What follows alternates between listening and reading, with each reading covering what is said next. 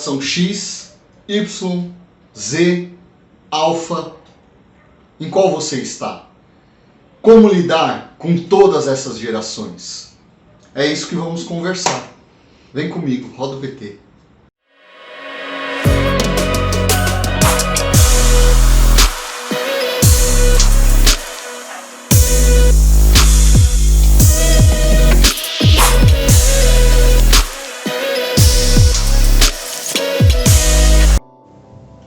E aí, meus amigos, minhas amigas, bom tê-los mais uma vez a este pequenino canal. Muito obrigado por você estar conosco. A mensagem é uma mensagem muito simples. Uma mensagem que fala a respeito da responsabilidade da paternidade. Então você olha para o mundo que nós estamos vivendo. Outro dia eu estava vendo um desses canais que passa notícias policiais e prenderam um grupo de jovens. Um deles chamava Isaac. E me chama a atenção, porque Isaac é o nome bíblico. Fatalmente, esse jovem, ele era, ou é, né, não morreu, ele é filho de pessoas cristãs, pais cristãos.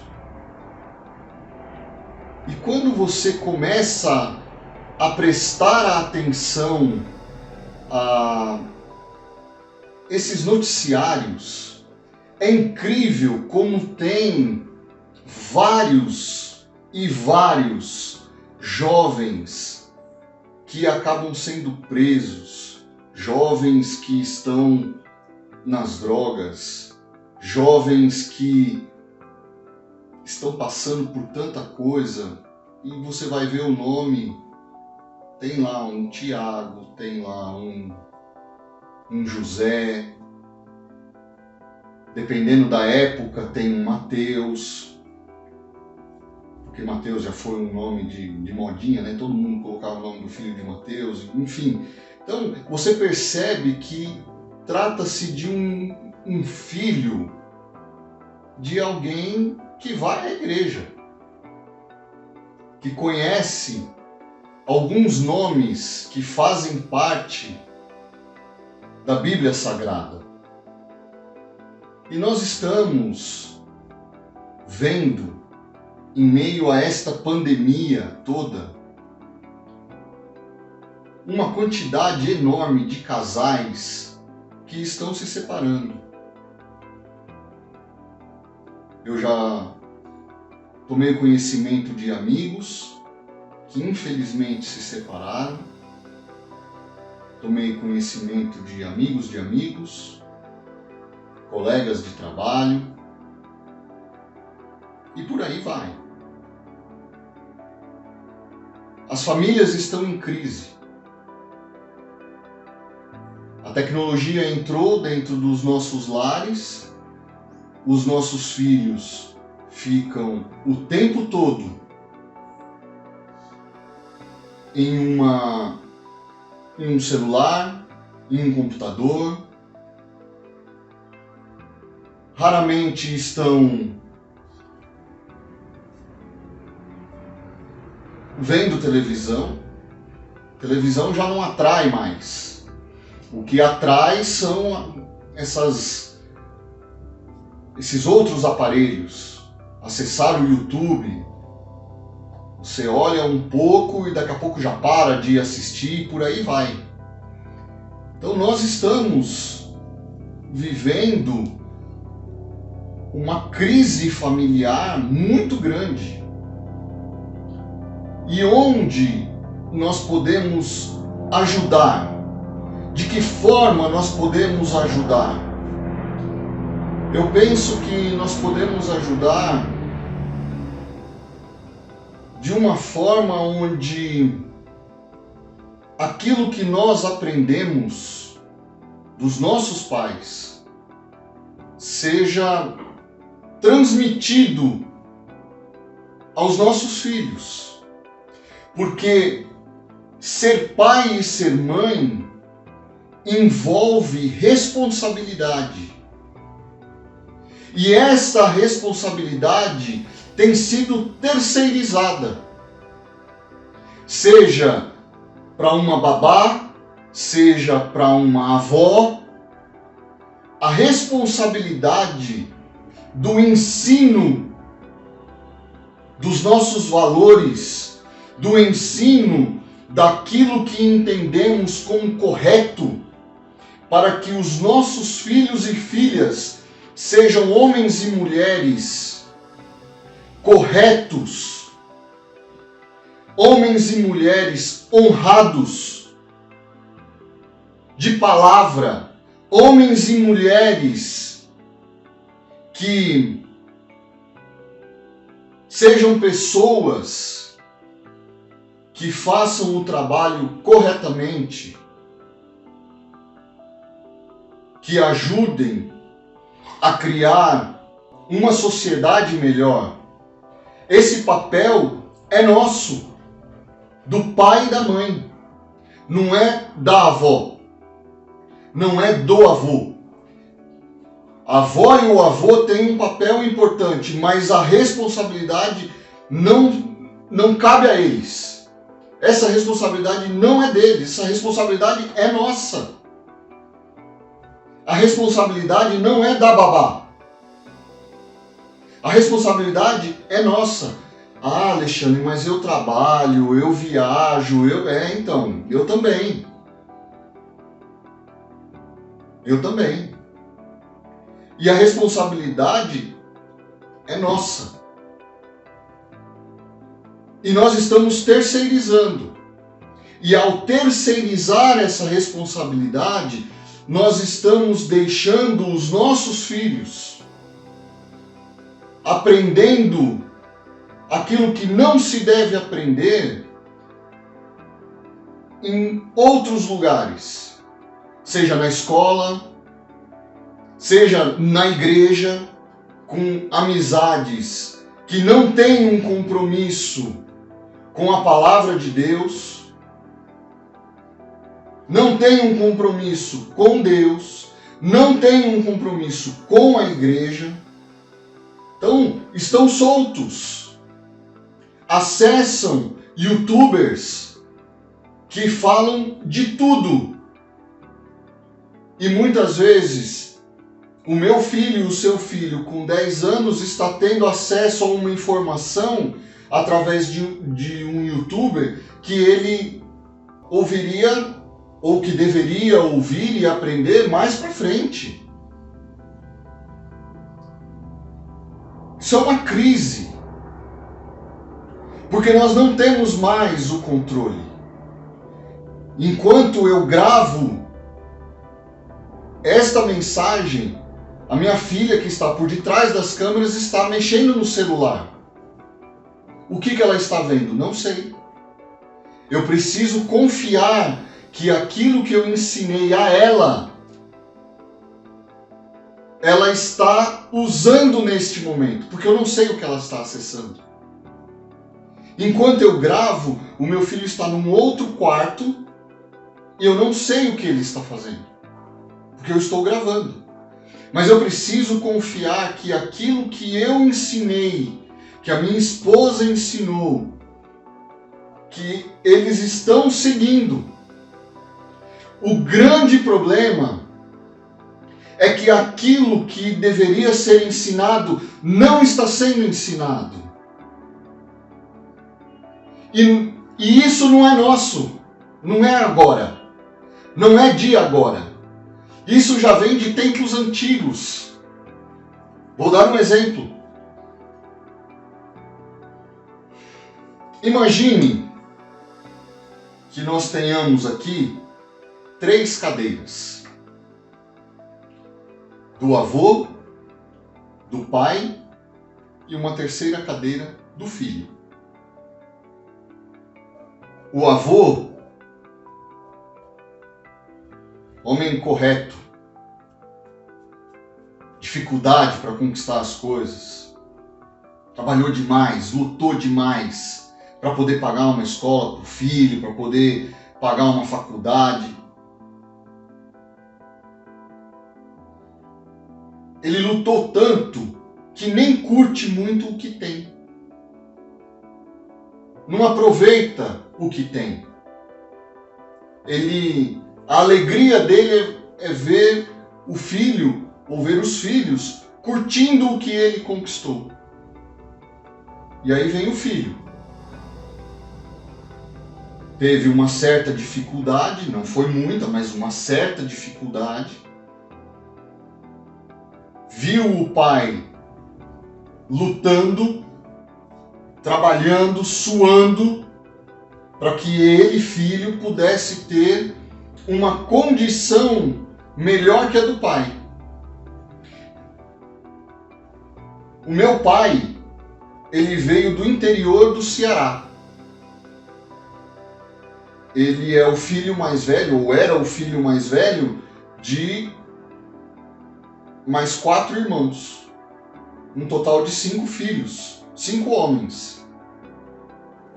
No interior do Ceará, 300 quilômetros de Fortaleza.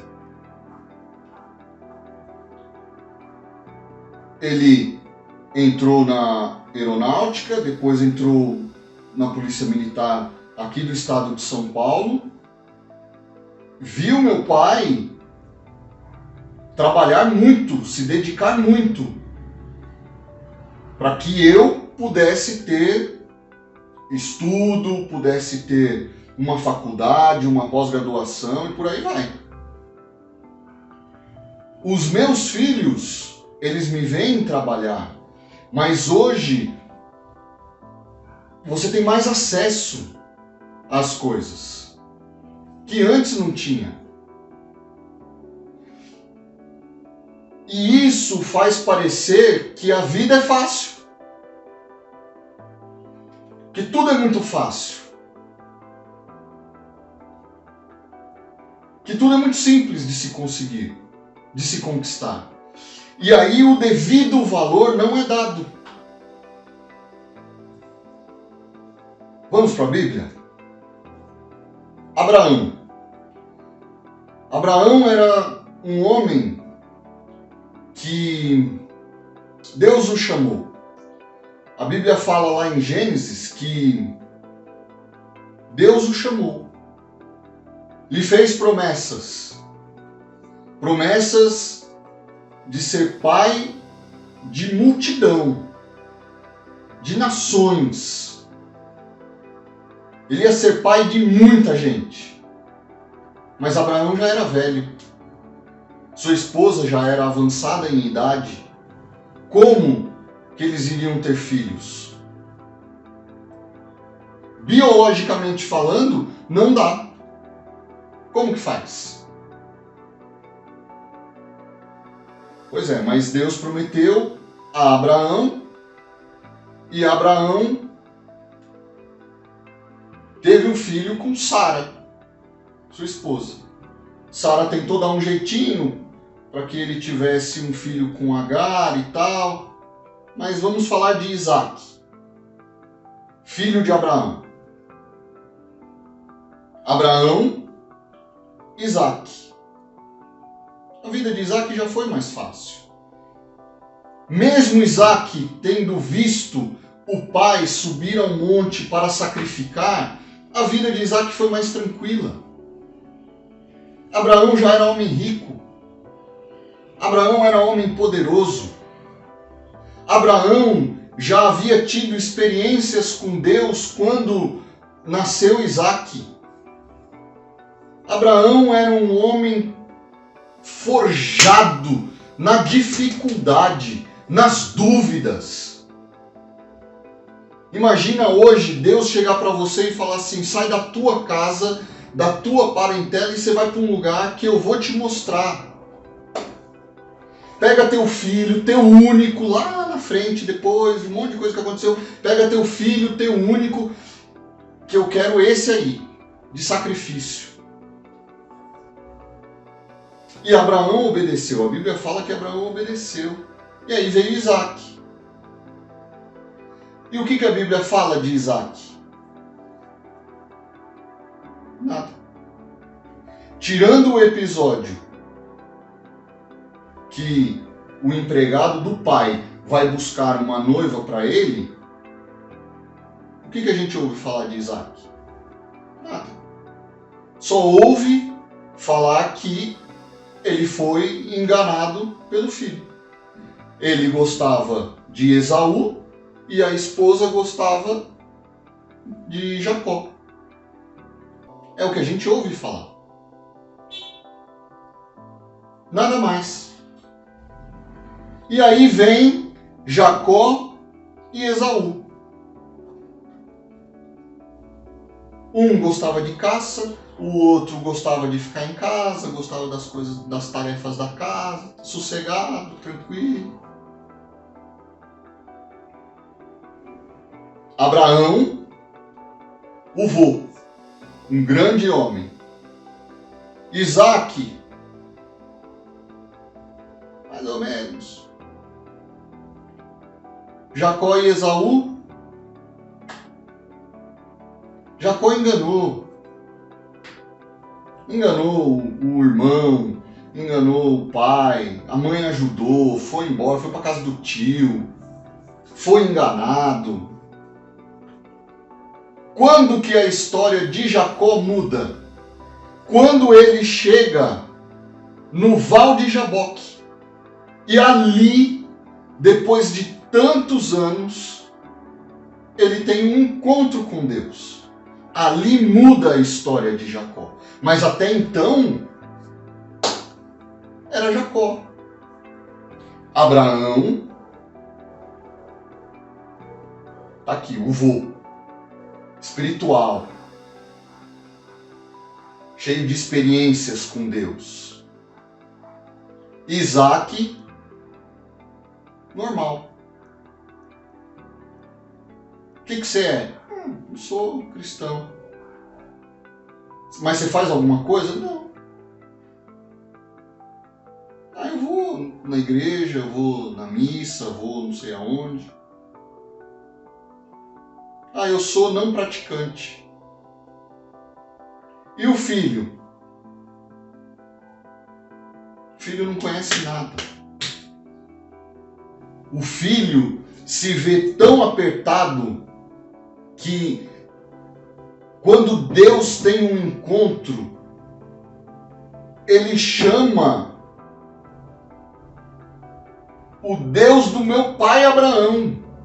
O Deus do meu pai Abraão, o Deus do meu pai Isaac, não é o Deus dele, não é pessoal dele, é do outro. Deus do meu pai Abraão, Deus do meu pai Isaac. É como se eu, Alexandre, dobrasse o meu joelho e falasse: Deus do meu avô Toninho, do meu avô José, Deus do meu pai. É como se eu fizesse isso. Quando, na verdade, eu preciso ter uma relação com esse Deus para que eu tenha condições de falar dele e falar dele com propriedade para os meus filhos. Só que as relações estão superficiais. As relações não são mais pessoais. Eu me lembro quando a minha filha, ela era bem mais nova, devia ter uns 12 anos, 13 no máximo. E daí ela teve um probleminha com uma amiguinha na sala dela, na outra escola que ela estudava. E vou resolver isso, vou resolver. Tá. Como é que você vai resolver? Vou mandar uma mensagem para ela.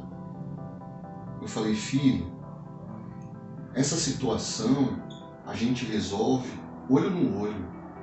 Uma pede desculpa para a outra, dá um abraço e vida que segue.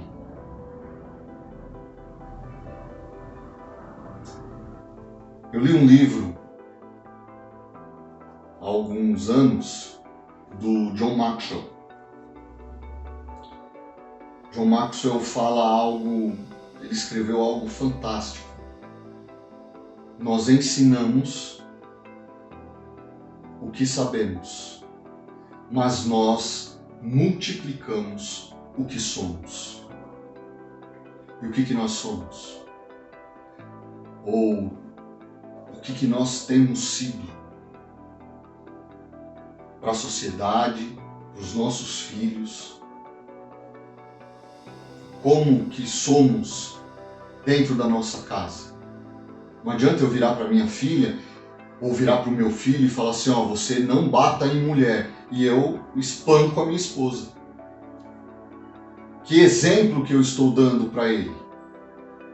Olha, você tenha respeito pelos mais velhos, sendo que eu respondo a minha mãe, respondo o meu sogro,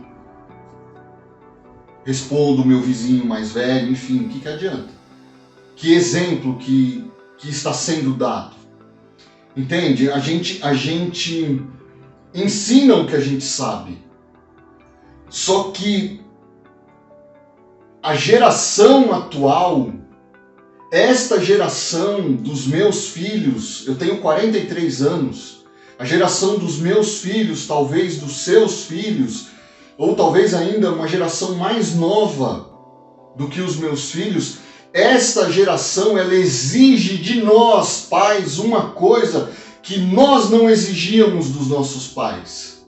Eu não exigia do meu pai. Meu pai, de repente, discutia, eu falava assim, o senhor fala para eu não fazer, mas eu vi o senhor fazendo. Eu não fazia isso.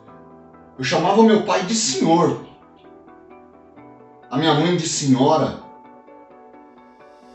Os meus filhos me chamam de você. Por quê? Porque nós somos iguais. Não existe, não está lá em cima. E mesmo assim eu sei que eles têm por mim um respeito. Só que, e essa geração atual, ela exige de nós uma coisa que nós não exigíamos, conforme falei. O que é? Coerência. Eu não exigia a coerência do meu pai. Meus filhos exigem de mim. Como que eu vou falar? Faça isso se eu não faço.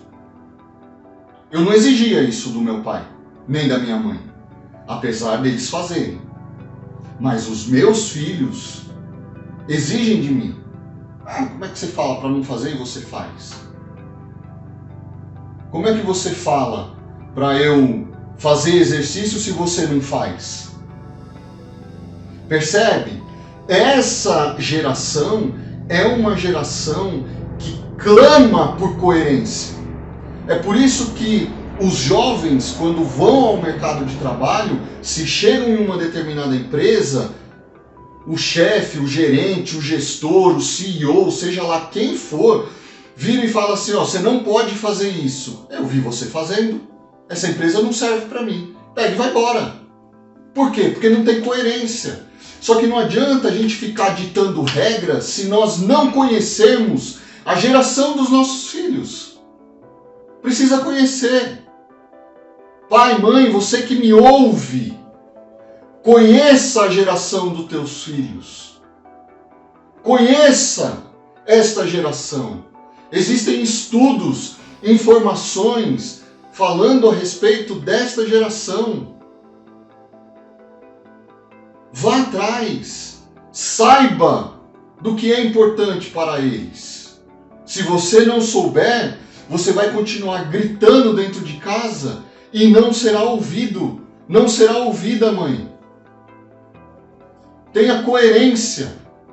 E eu acho lindo um versículo que eu gostaria de ler para encerrar as minhas palavras, que está em Deuteronômio, no capítulo 6, o versículo de 4 a 9. Deuteronômio, capítulo 6, de 4 a 9. Ouve, ó Israel, o Senhor nosso Deus é o único Senhor. E amarás ao Senhor teu Deus com todo o teu coração e com toda a tua alma e com todo o teu poder. E estas palavras que te ordeno neste dia estarão no teu coração, e as ensinarás diligentemente a teus filhos, e falarás delas quando te assentares em tua casa, e quando andares pelo caminho, e quando te deitares, e quando te levantares, e as levarás atadas como sinal em tua mão, e elas serão como testeiras entre os teus olhos, e as escreverás nos umbrais da tua casa e nas tuas portas. Sabe o que é isso? Para não esquecer do que Deus fez ao povo. Deus libertou o povo do Egito, e qual é o mandamento que Deus dá ao povo através de Moisés? Ei, se vocês não falarem do que aconteceu na vida de vocês, do que eu fiz, as próximas gerações vão esquecer. Se vocês não conversarem a respeito do que eu fiz, eles vão esquecer. Se você, pai e mãe, não falar das suas dificuldades aos teus filhos, se você não tiver coerência no seu modo de viver com os teus filhos, se você não estiver junto dos teus filhos, seja para conversar, para aconselhar, para orar, não adianta. Eles vão buscar todo esse tipo de informação em outro lugar. Então, seja um pai e uma mãe presente. Hoje, agora. Não espere acontecer alguma coisa. Não espere ter a necessidade de falar porque está acontecendo alguma coisa, mas faça agora. Faça o que tem que ser feito agora. Busque a amizade, busque o companheirismo, busque ser coerente com o seu filho, com a sua filha, com os seus filhos agora, hoje. Existe uma responsabilidade espiritual muito grande em sermos pais. E essa responsabilidade, ela é igual à nossa senha de banco, pessoal e intransferível. Essa responsabilidade não é da avó nem do avô. Não é da tia da escola, não é da babá, não é. Essa responsabilidade é nossa. É sua, pai, é sua, mãe, que me ouve. A responsabilidade sobre os meus filhos é minha, da minha esposa. Então, seja responsável e cuide dos seus filhos. Cuide para que eles se lembrem com carinho, com amor, de quem vocês foram. Eu tenho muita saudade do meu pai. Eu tenho muita saudade da companhia dele. E vira e mexe eu me lembro de muitas coisas do que ele falava e do que ele fazia. E hoje, muitas vezes, quando eu vou fazer determinadas coisas, eu penso, como meu pai faria? Porque existia coerência entre as palavras dele e as ações dele. Não se esqueça que nós ensinamos o que sabemos, mas nós multiplicamos o que nós somos. Multiplique o que você é de forma positiva. Que o seu filho, a sua filha, abençoem vidas. Que eles sejam, num futuro muito próximo, homens e mulheres cheios de Deus, com coragem para ajudar o próximo, com coragem para levantar quem estiver caído e não para ajudar a empurrar. Que eles sejam homens e mulheres que realmente façam a diferença neste mundo tão difícil. Esse é o meu desejo e essa é a minha oração.